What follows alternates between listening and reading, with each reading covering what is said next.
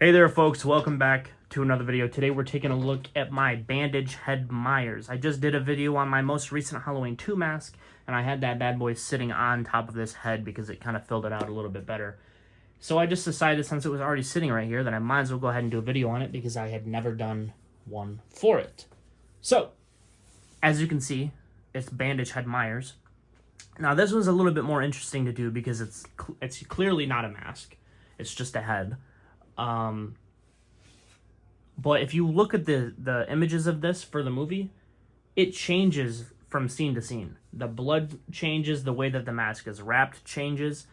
So this is kind of more interesting to do because I kind of had to just kind of take the idea of Bandage head Myers and do my own thing. I tried to make it pretty accurate because if you look this up online and see other people's versions,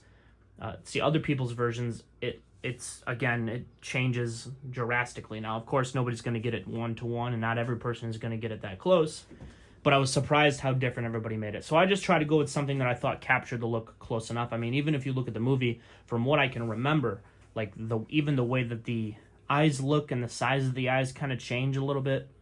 Now, also, I think, like, in some scenes, the eyes look more transparent, or like you can see the darkness in there a little bit better, if I remember correctly. But one of the more challenging things about this is, obviously I want the blood looking like it's coming from underneath the bandages. So I have to add the blood and then wrap it. And I can't really wrap it first to see how I want it to look because, first of all, again, I have to have blood underneath my wraps, and then also it's going to be hard to kind of replicate that same thing. So I can't really remember how much gauze that I used. Actually, I didn't buy anything for it except the mannequin head. My grandmother actually had gauze, and she also had these kind of pads that I placed inside the head, right here, and I can't remember. I think one of them might have been around the neck. But just, if you know anything about these mannequin heads, they're not really the size of a human head. So I just kind of did what I could to thicken up the head a little bit and also kind of give that, really wide shape at the top. That's kind of accurate to some of the scenes in the film.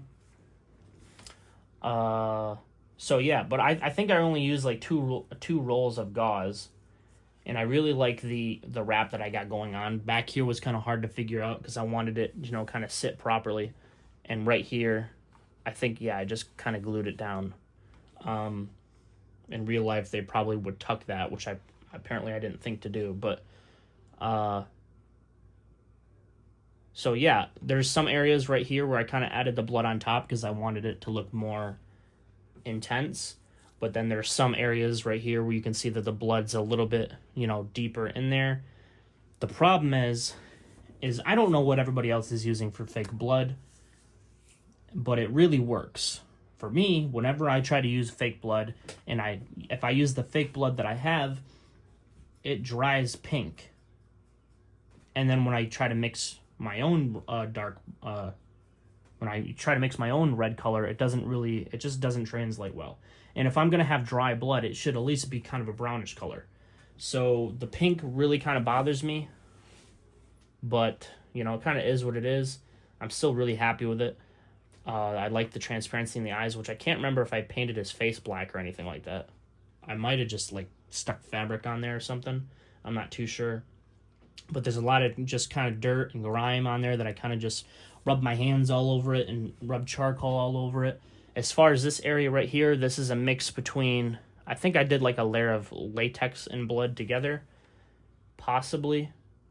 And then I really tried to hit it with a high shine just to try to make it look as wet as possible. But again, it doesn't really have that proper look. And if you pull this down here, it does kind of, stop a little bit. So you want to make sure that's lined up, the way that it's supposed to be. But I think for the most part, it looks good. It's got that shelf presence that I want. And I'm happy with the overall shape. I think it looks, kind of a nice amount of dirty since he got thrown from a truck. So yeah, that's pretty much it. So it's kind of a quick video. I just wanted to show it off because I never got a chance to show it. And yeah, I mean, I was considering selling this, but I don't think I want to because I think that the way this came out just came out perfect for me.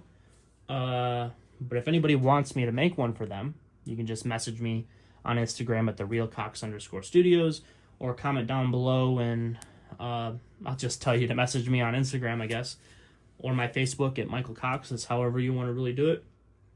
I also have my business email at the very end of the video. It's on the very end tag. So if you want to use that, you can. But yeah, guys, that's pretty much it. If you guys liked the video, hit the like button, subscribe, notification bell. All that would be greatly appreciated if you decide to do so. And of course, until next time, true believers.